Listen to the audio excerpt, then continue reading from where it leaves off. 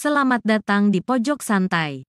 Sebelum Anda mendengarkan audiobook ini, kami menginformasikan bahwa channel ini adalah review audio dari buku yang ada di Indonesia. Untuk membaca keseluruhan buku ini kami menyarankan membeli buku aslinya di toko buku kesayangan Anda, baik offline maupun online. Keberadaan channel ini dimaksudkan untuk membantu Anda mendapatkan pengetahuan dari buku-buku kesayangan Anda. Jangan lupa untuk subscribe, like, dan komen. Selamat datang di Pojok Santai, channel khusus yang membahas komik dan novel dengan cara asik. Tiba-tiba saja, Aryo Darmo berontak saat bersama Nila Maharani dan mengakibatkan dua darah baju kuning itu marah. Apa yang terjadi sebenarnya? Yuk langsung saja disimak video berikut ini.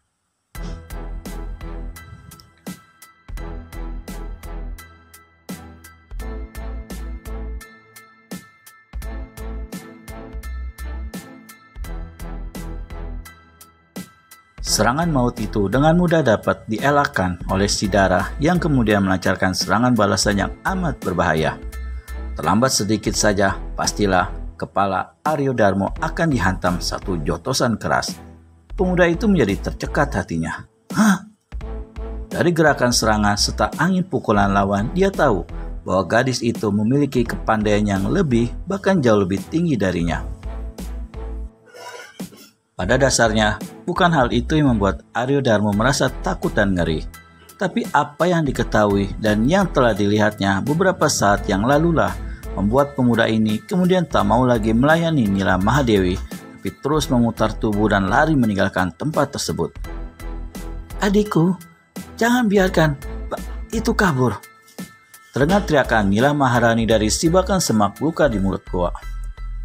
Tentu saja kakakku, saut Nila Mahadewi. Dengan mempergunakan ilmu lompat lihai yang bernama Katak Sakti melompati gunung, maka tubuhnya melesat tinggi ke udara dan di lain saat sudah berada beberapa tombak di hadapan Aryo Darmo. Puing! Truk! Tubuh kasarmu boleh pergi, tapi nyawamu tinggalkan di sini, kata Nila Mahadewi dengan seringai buruk. Heh, perempuan dajjal, kau kira aku takut padamu? Sentak Aryo Darmo. Tubuhnya berkelebat melancarkan satu pukulan tangan kosong dari jarak 8 langkah. Sebelum pukulan tangan kosong tersebut sampai, dia membuat satu lompatan sebat dan tahu-tahu tangan kirinya telah menderu ke batok kepala Nila Mahadewi. Jurus angin berhembus pintu menutup yang begini buruk hendak kau andalkan, kata Nila Mahadewi dengan tertawa mengejek. Dan memang dengan amat mudah, gadis itu berhasil mengelakkan serangan yang dilancarkan Aryo Darmo. Penuh penasaran, si pemuda mengirimkan serangan susulan yang bernama 4 Dewa Murka. Serangan ini mempergunakan kedua tangan dan kaki yang digerakkan susul menyusul, dan kehebatan cukup membuat kagum karena tubuh Aryo Darmo dalam menyerang itu hanya tinggal bayang-bayang saja. Jurus 4 Dewa Murka, seru Nila Maharani yang datang dari belakang dengan mengeluarkan suara dari hidung. Sekali tangannya bergerak, selangkum angin mendelu dahsyat.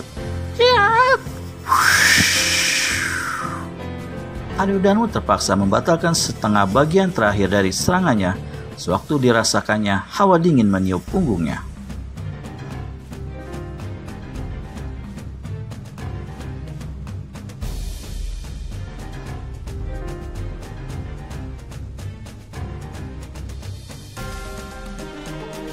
Dengan cepat, dia melompat ke samping, tapi masih kurang cepat. Pukulan lawan menyerempet bahu serta lengan kirinya. Aryo merasakan bagian tubuhnya tersambar angin amat dingin itu menjadi kaku tegang. Tak bisa digerakkan lagi, sedang hawa dingin mencucuk, menyebilu membuat gigi-giginya bergemeletakan. Celaka, keluh pemuda itu dalam hati. Keringat dingin memercik di keningnya. Kedua darah berbaju kuning sementara itu hanya beberapa langkah saja di hadapannya dan sama-sama siap melancarkan serangan terakhir yang mematikan. Shred! Aryo Darmo menggerakkan tangannya, mencabut sebilah keris bereluk 7 dari pinggangnya. Sinar jingga keluar dari badan senjata itu. Tanda benda tersebut bukan senjata sembarangan. Hah, kalau kau punya 10 keris, cabutlah sekaligus, kata Nila Maharani mengejek. Aryo Dharma mengertakkan rahang. Perempuan terkutuk, matilah bersama kesombongan dan kebejatanmu, teriak pemuda itu lalu dengan cepat mengirimkan serangan ganas. Sinar jingga berkiblat berputar-putar, bukan saja menyambar ke arah Nila Maharani, tapi juga sekaligus ke arah Nila Mahadewi. Untuk daerah sekitar Muntilan, permainan keris Aryo Dharma sudah terkenal hebat di samping ayahnya sendiri. Tapi hari itu, kehebatannya tidak dipandang sebelah mata pun oleh kedua darah berbaju kuning itu. Bahkan dengan senyum mengejek, mereka maju mendekat lalu meleset di antara sambaran keris, dan di lain kejap terdengarlah 2 kali suara bergedebuk yang dibarengi dengan jeritan Aryo Dharma. Puh! Ah! Pemuda itu tersungkur di tanah. Tubuhnya bergerak-gerak beberapa kali lalu diam tak berkutik lagi untuk selama-lamanya. Nila Maharani menarik napas lega. Apakah 2 orang bujang-bujangnya yang ada di tepi telaga perlu kita pula, Kak? Bertanya Nila Mahadewi. Kurasa tak perlu. Mereka tak tahu apa-apa, jawab Nila Mahadewi sambil memperhatikan tubuh Aryo Dharma. Pelipis kirinya rengkah, sedang bahu kanannya hancur. Cis, pemuda tolol, desis gadis itu.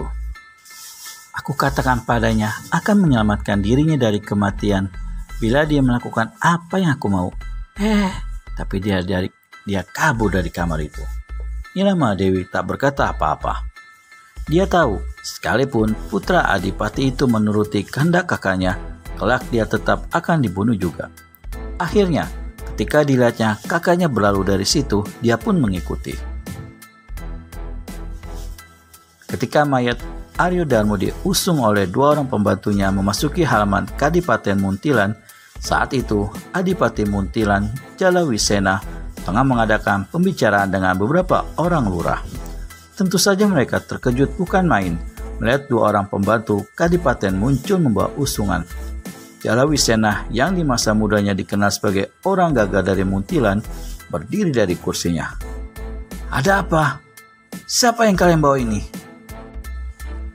Tanya Adipati itu, dan sebelum kedua pembantu tersebut menjawab, sudah disingkapnya daun-daun pisang yang menutupi sosok tubuh di atas usungan kayu.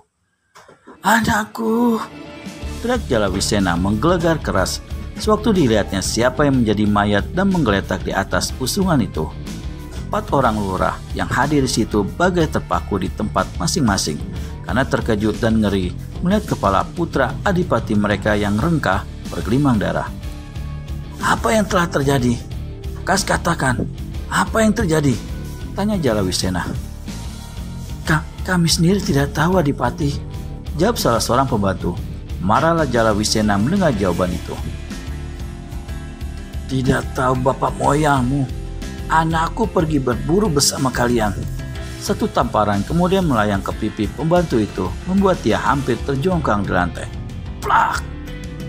Ayo kau, Kas beri keterangan atau mau ku hajar pula, bentak Jalawisena pada pembantu yang satu lagi. Benar Adipati, memang kami berdua mengantarkan Raden Aryo Dharma berburu ke hutan Bintaran. Sesampainya di Telaga Intan Dewi, kami berhenti. Dan waktu itu muncullah seekor anak rusa. Raden Aryo menyuruh kami menunggu di tepi telaga, sedang dia sendiri pergi menangkap anak rusa itu. Karena lama ditunggu-tunggu, dia tidak kunjung kembali. Kami jadi khawatir, lalu pergi mencarinya. Ketika kami temuin dia, Raden Aryo terhantar di tanah dalam keadaan sudah tak bernafas. Kurang ajar. Siapa yang punya perkiraan terkutuk begini rupa? Mungkin sekali dia telah dihadang perampok Adipati, kata salah seorang lurah. Di sekitar Bintaran sama sekali tak pernah ada perampok, bahkan maling pun tidak, jawab Jalawisena. Kemudian matanya tertuju pada jari manis tangan kanan anaknya. Di jari manis pemuda itu masih kelihatan sebentuk cincin emas berbatu hijau. Ini satu pertanda bahwa Aryo Dharma bukan dibunuh oleh perampok. Barangkali musuh lama yang membalaskan dendam ke Sumat, kata seorang lurah pula. Bagaimana selanjutnya? Apakah Jala Wisena bisa menemukan pembunuh anaknya? Temukan jawabannya di video selanjutnya hanya di channel Pojok Santai. Segera subscribe dan tekan tombol lonceng untuk mendapat notifikasi video terbaru dari kami. Terima kasih dan sampai bertemu kembali.